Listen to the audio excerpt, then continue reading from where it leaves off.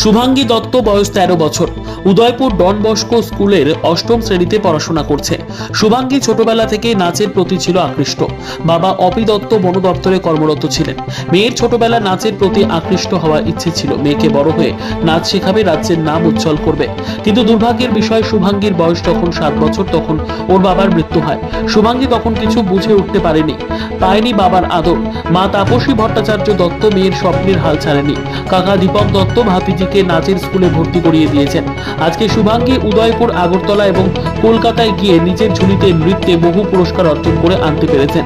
শুভাঙ্গীর কাকা, মা এবং পরিবারের অন্য সদস্যরা শুভাঙ্গীকে স্থানীয় একটি টিভি চ্যানেলে এমকে প্রোডাকশন হাউসের নৃত্যের রিয়ালিটি শো নাচ ত্রিপুরা নাচে অনুষ্ঠানে অংশগ্রহণ করান, যাতে ইতিমধ্যে ফাইনাল রাউন্ডে রাজ্যের 14 জন শিল্পীর মধ্যে নিজের সাফল্য অর্জন করেছেন বলে জানান পরিবারের সবাই।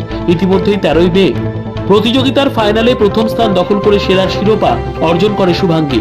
বুধবার সন্ধ্যা রাতে পরিবার সহ এলাকার মানুষজনরা উদয়পুর শহরের বিভিন্ন পথ পরিক্রমা করে শুভাঙ্গীকে নিয়ে অভিনন্দন ও শুভেচ্ছা জানান। শুভাঙ্গীর এই সাফল্যে খুশি পরিবার সহ আপামর শহরবাসী। শুভাঙ্গী এবছর প্রোডাকশন হাউস থেকে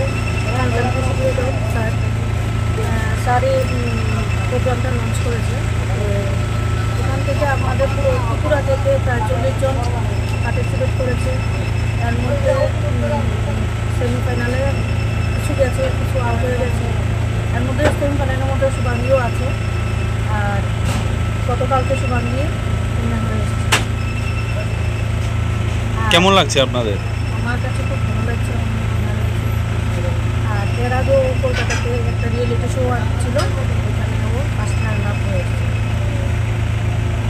এটা ভালো লাগছে যে আমি একটা বড় স্টেজে গিয়ে আমি উইনার হতে পেরেছি, আর আমার মার জন্য আমি একটা এমন জায়গায় যেতে পেরেছি